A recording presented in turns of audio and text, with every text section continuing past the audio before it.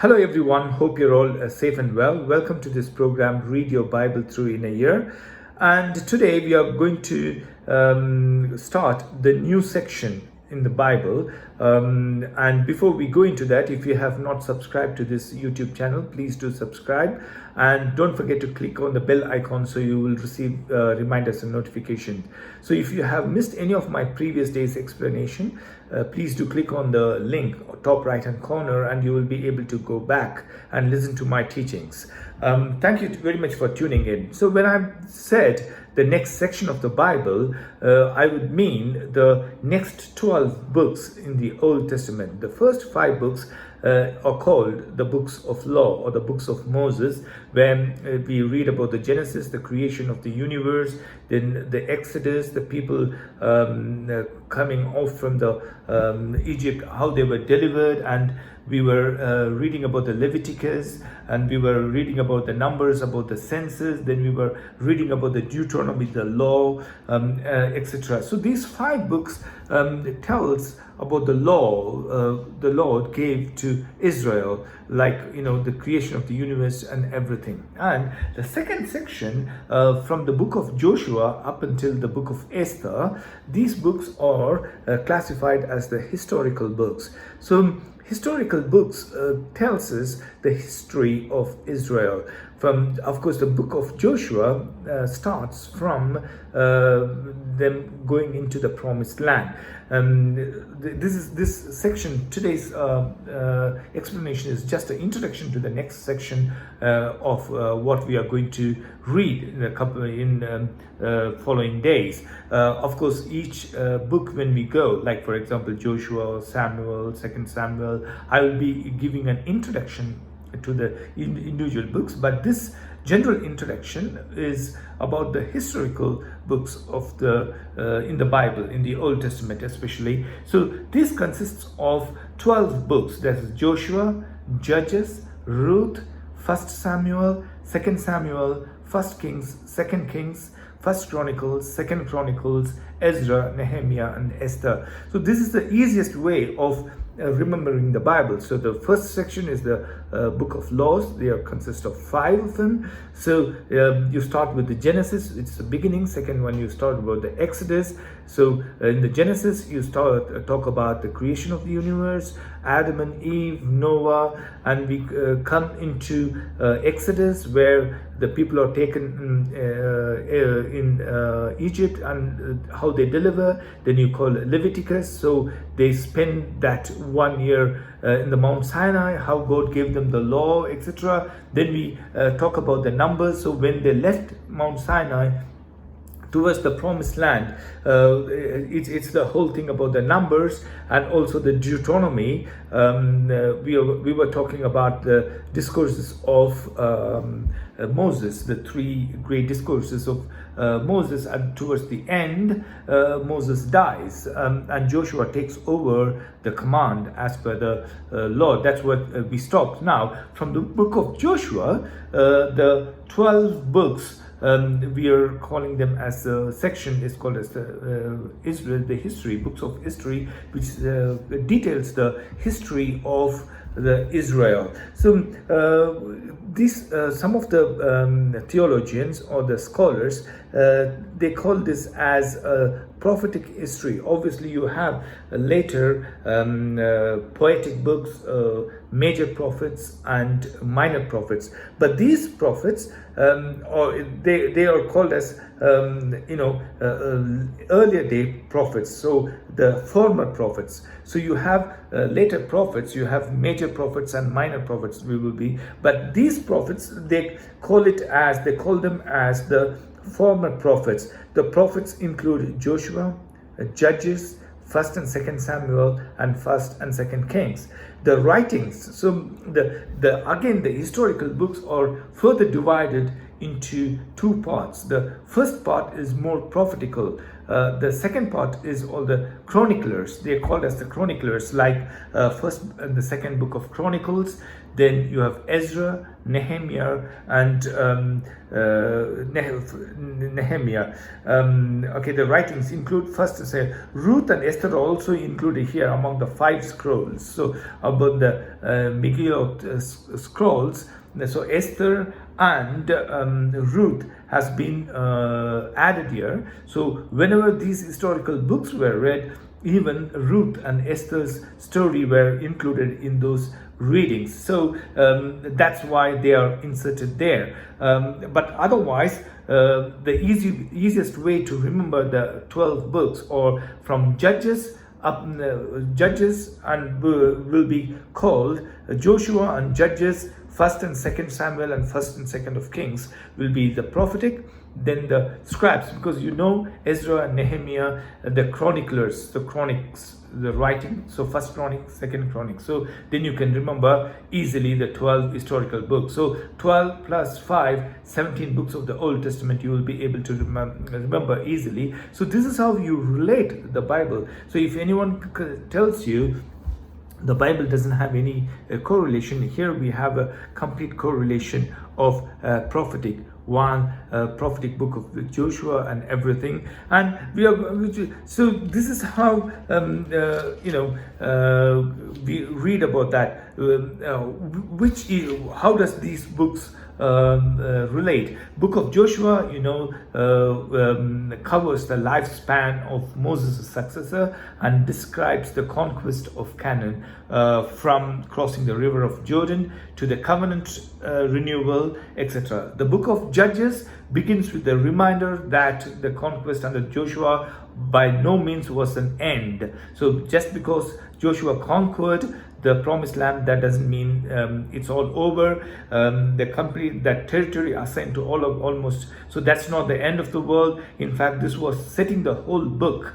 So Joshua's book and Judges book, it's a setting size. Still they have to fight the Midianites, they had to fight their neighbors in order to liberate to them, and there were judges who led these people, like some of the judges are Deborah, Barak, Gideon, Zebed, and you have Samson and Delilah's story, and Danite, all those things, Samson the Danite. We read about all these judges. Then we come into what is called as the 1st Samuel and 2nd Samuel. So this is how we remember Joshua. It's a conquest. Then it comes to the period of Judges. Then from the period of Judges, then we go to 1st and Samuel, 2nd Samuel. The division between them is artificially probably due only limited length. We have to see the chronological. Samuel is an important figure in this, and also from Samuel's figure it fades to Saul and David dominate the remainder of the book of Samuel. Then we move into what is called as the 1st and the 2nd Kings, continues the record from the ascension of Solomon to his father's throne to the breakup of the kingdom 40 years later. So this is what we are talking about.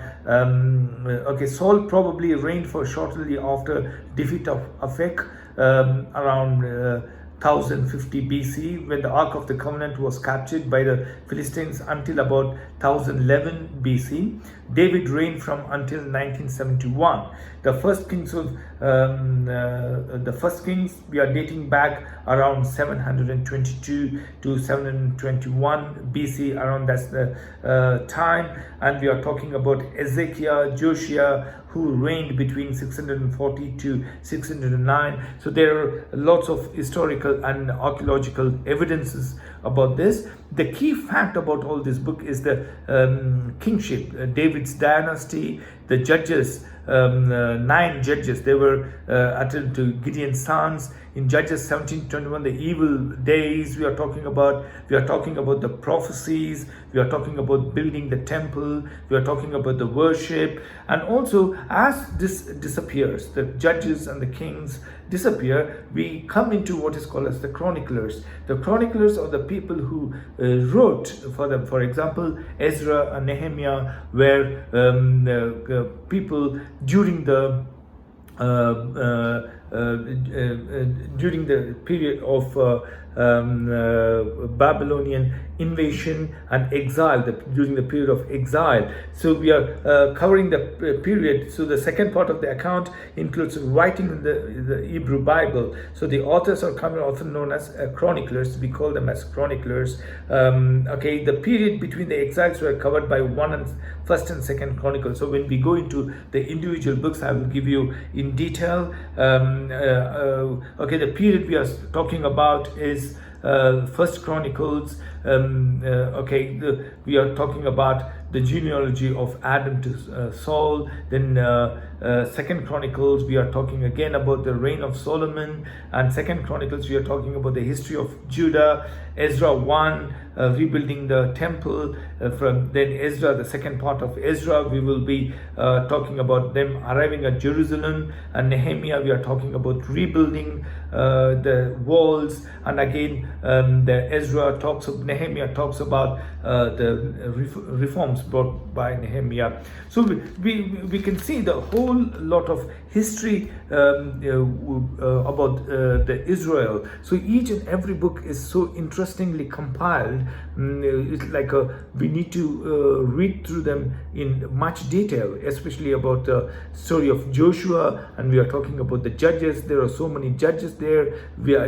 I listed them. Each of them have a different way of judging the people, and also we are talking about the first Samuel, and second we read the story of Samuel, and in between we read about the Ruth, the women figure who by her devotion become one of the important person in the Bible. So the story of a foreign girl. She was not Israel, a foreign girl whose courage and devotion won her place in the Israel's history. So she was courageous. She didn't want to leave her mother-in-law and Israel, and also she becomes one in the family line of King David.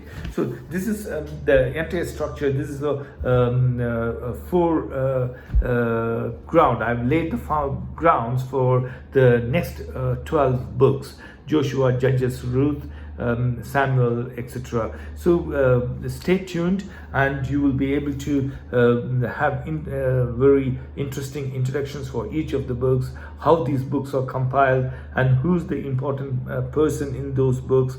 It's not only important that we know about the Israel. It's not about them crossing the Red Sea, or it's not about them coming from Egypt and walking in the desert, but the history, how the transformation goes from the leadership. So far they were having a leader, then they ask for judges, then from the judge they ask for the king, and from the king we move to the prophets, and from the prophets it just ends there, and we go into the New Testament. So all these people talk about one thing. That's what makes the Bible so special, is that so many authors. We are talking about Joshua, we are talking the Judges, we are talking about Samuel, Kings, Chronicles, Ezra, and we are talking about Major. Everything comes to one point: the good news that Jesus Christ died for me and for you, for your sins and for my sins. So the central theme is man falling into sin, and how he gets through the death of Jesus, how he's saved, and this is the central theme, the good news. It's all these small books and events spun into one literal story, or the theme that Jesus died for you and for me, and anyone believes in that will be saved. I hope you enjoyed this introduction, and I will see you tomorrow.